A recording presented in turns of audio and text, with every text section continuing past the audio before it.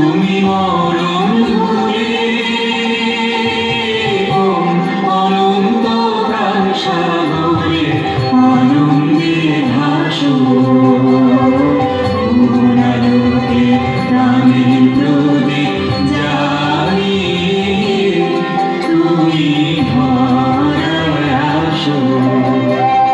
সাধু প্রেমিক পাগল ঘরে আসো।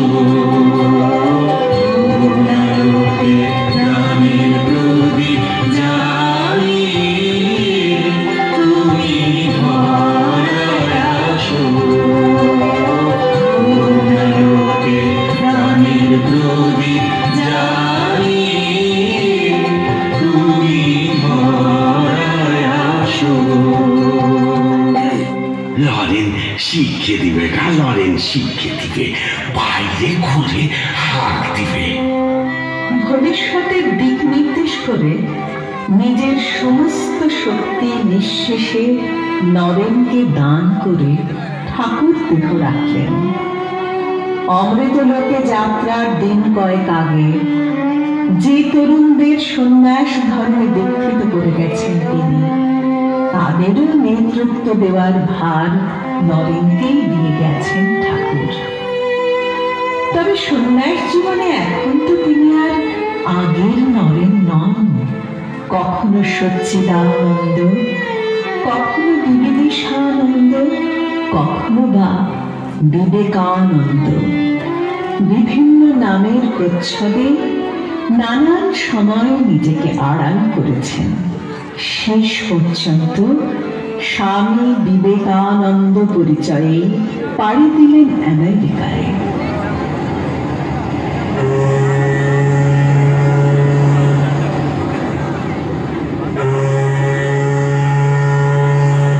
My sisters and brothers of America, বিশ্ব জয় করে ঘরে ফিরলেন বিবেকানন্দ। শিকাগো ধর্ম সম্মেলনের মাধ্যমে ভারতের অধ্যাত্ম বীজ বেদান্তের বাণী জগৎ সভায় প্রচার করে এসেছেন তিনি। কিন্তু পরিব্রাজক জীবনে আসমুদ্র হিমাচল স্বদেশের মানুষের যে দৈন্য, যে যন্ত্রণা তিনি দেখেছেন, তার প্রতিকারের উপায় না করা পর্যন্ত তো শান্তি নেই। ভারতের দুই মহাপাপ, মেয়েদের পায়ে দলানো আর জাতি জাতি করে গরিবগুলোকে পিষে ফেলা। শক্তি বিনা জগতের উদ্ধার হবে না। এই কাজে তাকে সহযোগিতা করার জন্য ভারতের মাটিতে এসে পৌঁছলেন আয়ারল্যান্ডের মেয়ে মিস মার্গারেট নোবেল। বিবেকানন্দ দেশের সেবায় তাকে উৎসর্গ করলেন। মার্গারেট হলেন নিবেদিতা। স্বামীজি তাকে দিলেন স্ত্রী শিক্ষার দায়িত্ব। মেয়েদের শিক্ষা দিয়ে ছেড়ে দাও, তারপর তারাই বলবে কোন জাতীয় সংস্কার তাদের দরকার। এটা ভুল, মহা ভুল যদি কেউ মনে করে আমি এই নারীর মুক্তির ব্যবস্থা করে দেব। মেয়েদের সমস্যা সমাধান করবার তোমরা কে? খবরদার, হাত সরিয়ে নাও। মেয়েদের সমস্যার সমাধান মেয়েরা নিজেরা করবে। আমাদের মা ঠাকুরুন আধ্যাত্মিক শক্তির একটি বিশাল আধার। যে আদর্শ তিনি তার জীবনচর্যায় রূপায়িত করেছেন তা শুধু ভারতবর্ষের নারীর বন্ধন মুক্তির প্রচেষ্টাকেই অধ্যাত্ম রসে সঞ্জীবিত করবে না, সমগ্র পৃথিবীর নারী জাতিকে প্রভাবিত করে তাদের হৃদয় ও মানস লোকে অনুপ্রবিষ্ট হবে। আর শিবজ্ঞানে জীব সেবার জন্য প্রতিষ্ঠা করলেন রামকৃষ্ণ মঠ ও মিশন।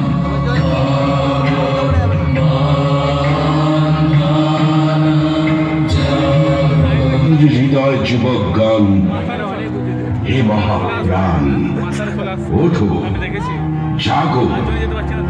জগৎ দুঃখে পুড়ে খাক হয়ে যাচ্ছে। তোমার কি নিদ্রা সাজে? নিজেদের সংকীর্ণ গণ্ডি ছেড়ে বাইরে বেরিয়ে দেখো, সব জাতি কেমন উন্নতির পথে চলেছে।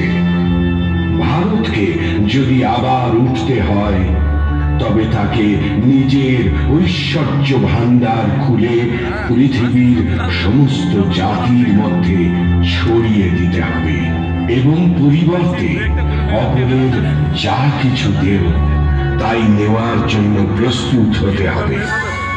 সম্প্রসারণী জীবন, সংকীর্ণতাই মৃত্যু। তোমরা কি মানুষকে ভালোবাসো? তোমরা কি দেশকে ভালোবাসো?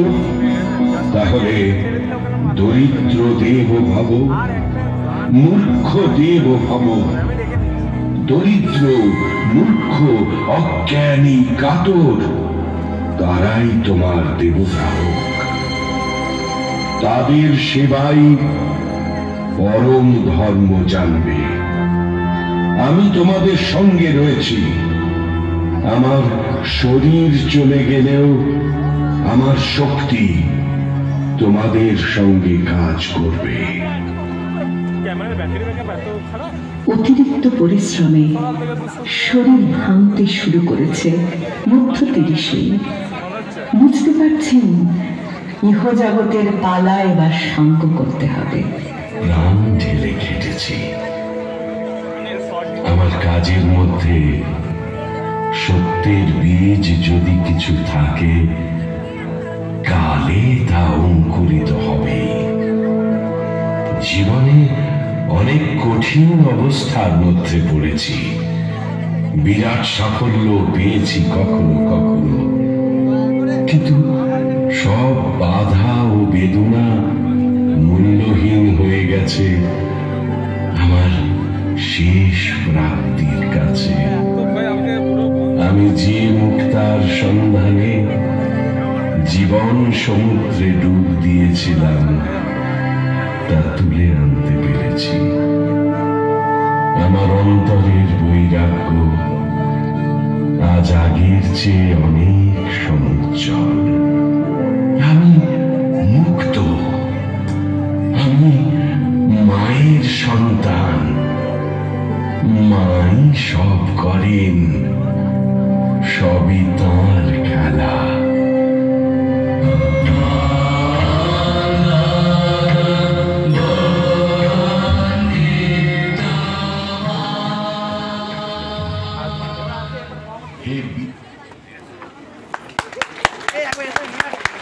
চ্যানেলটি ভালো লাগলে লাইক এবং শেয়ার করবেন।